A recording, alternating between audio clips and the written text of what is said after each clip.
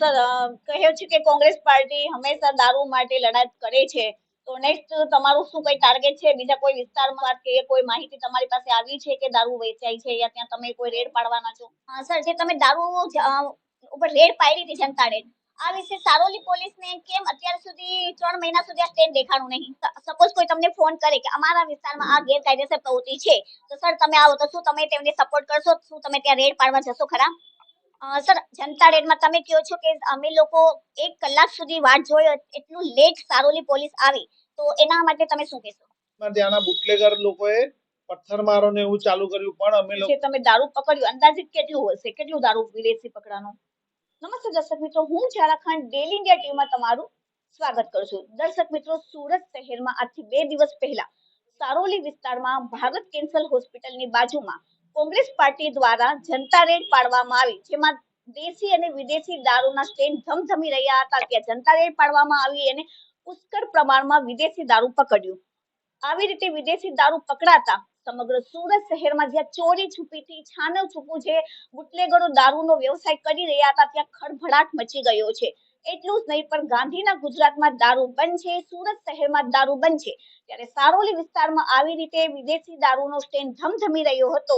તો એના માટે અમારી બાજુમાં બેઠા છે કોંગ્રેસ પાર્ટીના સુરત શહેરના પ્રમુખ વિપુલભાઈ ઉધનાવાલા. એને આપણે પૂછીએ કે તેમને કેવી રીતે ખબર પડી કે અહીં સારોલી વિસ્તારમાં આવી રીતે વિદેશી દારૂનું સ્ટેન્ડ ધમધમી રહ્યું છે. હું કોંગ્રેસ ઓફિસ ઉપર જ્યારથી પ્રમુખ બન્યો છું ત્યાં સુધી કન્ટિન્યુ સવારથી બેસું છું.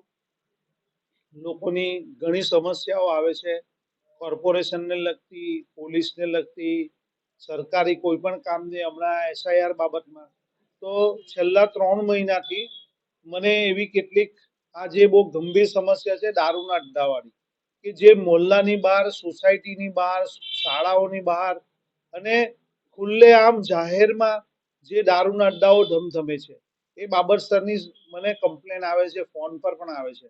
ત્યારે કેટલાક મહિલાઓ મને રૂબરૂમાં મળવા આવ્યા, ત્યારે મેં એમને પૂછ્યું કે મને તમે કહો છો પણ મને વિડીયો બતાવો અથવા સ્થળ બતાવો. તેઓએ મને વિડીયો મોકલા, લોકેશન મોકલા, અને હું એમની જોડે મારા કાર્યકર્તાઓ સાથે 2 વાર તો અમે ત્યાં સ્થળ પર પણ જોઈ આવ્યા. ત્યારબાદ તેઓએ 100 નંબર પર ફોન કરેલા. 100 નંબર પર ફોન કરતા ત્યાં પીસીઆર વાન આવે છે કોઈક વાર ને બંધ કરે છે, પણ 1 કલાકમાં કે 2 કલાકમાં ચાલુ થઈ જાય છે. પછી ખૂબ જ બધી સમસ્યા વધારે વધી ગઈ, એટલે અમે અમારા કાર્યકર સાથીઓએ કીધું કે આપણે આ બંધ કરાવવું જરૂરી છે સાહેબ. એટલે અમે લોકો એ દિવસે નક્કી કર્યું. અમારા પ્યુન હતા, તેમનું શ્રદ્ધાંજલિ હતી ને લોકો એ ભેગા હતા, ત્યારે મહિલાઓ પણ આવ્યા હતા. તેઓ કીધું કે આજે તમારે આવવું જ પડે, તમે કોંગ્રેસવાળા, અમે ફરિયાદ કરીને થાક. એટલે પછી અમારા બધા સાથીઓ ભેગા થયા, અમારા આગેવાનોએ નિર્ણય લીધો ને અમે ત્યાં સ્થળ ઉપર પહોંચ્યા ને મીડિયા સાથે લઈને ગયેલા, અમારા સોશિયલ મીડિયાને સાથે લઈને ગયેલા. ત્યાર પછી અમે ત્યાંથી જ 112 નંબર પર ફોન કર્યો, 100 નંબર પર ફોન કર્યો. અડધો કલાક સુધી કોઈ પણ જાતની કોઈ પણ રિપ્લાય નહીં આવવાથી ત્યાંનું પબ્લિક વધી ગયું અને અમે ત્યાં જનતા રેડ કરી. જેવી જનતા રેડ કરતા અમે જે અડ્ડા ઉપર પહોંચ્યા ત્યાં 250-300 માણસોની મોટી સંખ્યામાં લોકો ત્યાં દારૂ પીતા હતા. ત્યાં એટલું મોટું દારૂનો અડ્ડો ચાલતો હતો. મહિલાઓ જોડે હતી, બૂમાબૂમ થઈ, એટલે ત્યાંથી તેઓ ભાગી ગયા બધો માલ મુદ્દો મૂકીને. અને પછી ત્યાંથી અમે પાછું 112 પર ફોન કર્યો તો પણ નહીં આવ્યા. પછી મારે કમિશનર સાહેબને ફોન કર્યો. કમિશનર સાહેબે તરત જ ત્યાંના પીઆઈને ફોન કર્યો અને પીઆઈ પછી ત્યાં તેમનો સ્ટાફ મોકલ્યો, પણ એ પણ આવતા મને 20 થી 25 મિનિટ થઈ. તે દરમિયાનમાં ત્યાંના બુટલેગર લોકોએ પથ્થરમારો ને એવું ચાલુ કર્યું, પણ અમે લોકોએ ત્યાંથી હટ્યા નહીં અને ખૂબ જ મોટા પ્રમાણમાં દારૂનો જથ્થો પકડાયો અને પોલીસ હવાલે કર્યો. એટલે અમે જ્યારે આ પ્રવૃત્તિ કરતા હોય છે ત્યારે અમારી સાથે જનતા હોય છે, અને જનતાનું પીઠબળ અને જનતાની શક્તિથી જ આ શક્ય બને, કારણ કે કાયદો વ્યવસ્થા જેવી કોઈ વસ્તુ રહી નથી. ખુલ્લેઆમ દારૂનો ધંધો ચાલે છે, જુગાર ચાલે છે, ખૂબ જ મોટા પ્રમાણમાં સુરતમાં ચાલે છે. સર, અહીં જે તમે દારૂ પકડ્યું, અંદાજિત કેટલું હશે? કેટલું દારૂ વિદેશી પકડાનું? અંદાજી મારા વિડીયોમાં તમે જુઓ છો, ગણાય નહીં એટલી બાટલીઓ હતી, એટલો મોટો જથ્થો હતો, પીપળા ભરીને દેશી દારૂ હતો, એટલું બધું હતું કે પૂછવાની વાત નહીં. ને અમે તો સામાન્ય લોકો સાથે ગયેલા હતા અને અમારા આગેવાનો હતા, પણ અમે એને ટચ નહીં કર્યો. પણ અમે એને કોઈને પણ લઈ નહીં જવા દીધા અને અમે ત્યાં જ ઉભા રહ્યા જ્યાં સુધી પોલીસ ત્યાં આવી, ત્યાં સુધી આ જથ્થાને એનું ધ્યાન અમે રાખ્યું ને વિડીયો અમારો ચાલુ રાખ્યો લાઈવ. સર, કહ્યું છે કે કોંગ્રેસ પાર્ટી હંમેશા દારૂ માટે લડાઈ કરે છે, તો નેક્સ્ટ તમારું શું કઈ ટાર્ગેટ છે? બીજા કોઈ વિસ્તારમાં આવી કોઈ અફવા કે કોઈ માહિતી તમારી પાસે આવી છે કે દારૂ વેચાય છે, યા ત્યાં તમે કોઈ રેડ પાડવાના છો?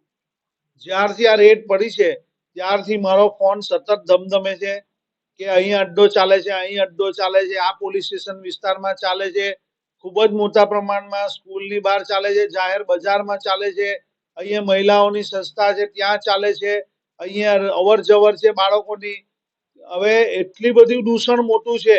આ બાબતસર મેં કમિશનર સાહેબને આવેદન આપ્યું હતું 10 દિવસ પહેલા. ત્યાર પછી અમે જનતાની સાથે રહીને આ પ્રવૃત્તિ કરી. જ્યારે જનતાને સરકારનો સાથ નથી મળતો, કાયદા વ્યવસ્થાની જે માંગ હોય છે, સુરક્ષા મહિલા અને બાળકોને જરૂર હોય છે ને સરકાર તેમની વાત નથી માનતી, ત્યારે તેઓ આક્રોશમાં આવે છે અને આક્રોશમાં આવ્યા પછી અમારા જેવી પાર્ટી એમને દિશા બતાવે છે અને શાંતિપૂર્વક અમે ગાંધી ચિંધ્યા માર્ગે આવી રીતે આંદોલન કરીએ છીએ. અને આ કાયદા વ્યવસ્થા જ્યારે પ્રજા ક્યારે હાથમાં લઈ, જ્યારે સરકાર નિહત્તી થઈ જાય, સરકાર નબળી પડે, એમની કોઈ પણ વ્યવસ્થાઓ કામ નહીં કરતી હોય, ત્યારે જ જનતા રોડ ઉપર આવે છે અને આક્રોશથી આવા પ્રતિક્રિયા આપે છે. લોકોને શું અપીલ કરશો કે તેમના ઘરની આસપાસ એવી કોઈ કાયદેસર પ્રવૃત્તિ દેખાય તો તમે શું કહેવા માંગશો? હું લોકોને અપીલ કરું છું કે તમે આવી પ્રક્રિયા ચાલતી હોય તો તાત્કાલિક એનો વિડીયો શૂટિંગ કરો, એનું લોકેશન મેળવો ને આપણા સરકારી જે તે કમિશનર સાહેબ અથવા જે તે વિસ્તારના લોકોને મેસેજ કરો. કોંગ્રેસ પાર્ટીના પ્રમુખ તરીકે અમારા કોંગ્રેસના આગેવાનોને, જે વોર્ડ પ્રમુખો છે એમને સંપર્ક કરો. અમે તમારી સાથે છીએ. આવી ગેરકાયદેસર અસામાજિક તત્વોને સંરક્ષણ આપતી આવા સ્થળો ઉપર તાત્કાલિક બંધ કરાવવા માટે જે પણ પ્રતિક્રિયા કરવી પડે, ક્રિયા કરવી પડે, તે કોંગ્રેસ પાર્ટી પ્રજાની સાથે છે અને હંમેશા સાથે રહેશે.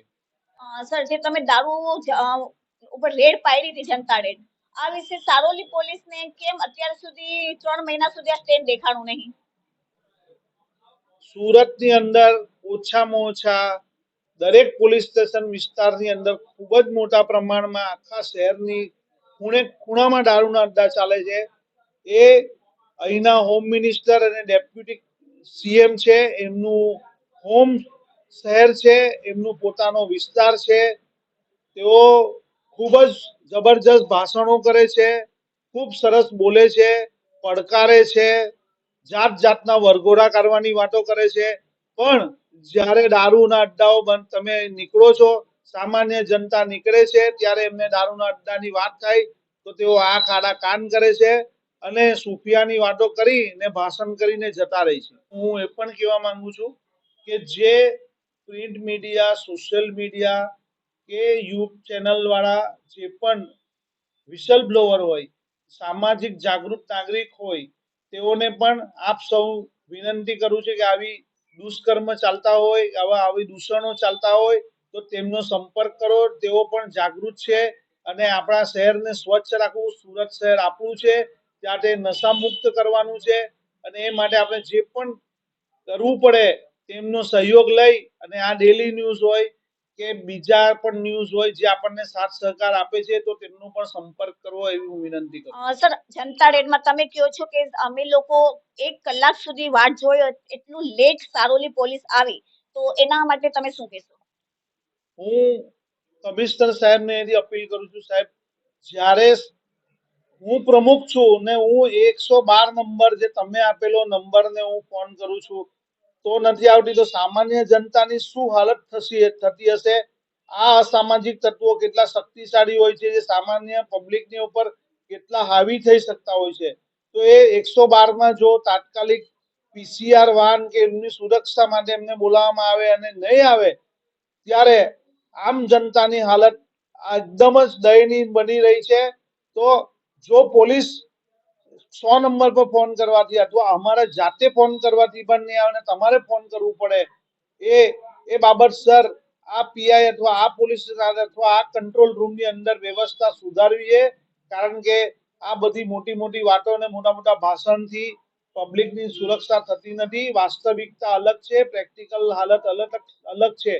ખૂબ જ અમે આજે 100-150 લોકો જ્યારે ભેગા થયા ત્યારે અમારી સુરક્ષા ત્યાં 50-60 બુટલેગરના માણસો હોય અને 2-4 સામાન્ય માણસ અને સામાન્ય જાગૃત મહિલાઓ હોય જો એમને આ ફરિયાદ કરવી હોય તો એ અશક્ય છે.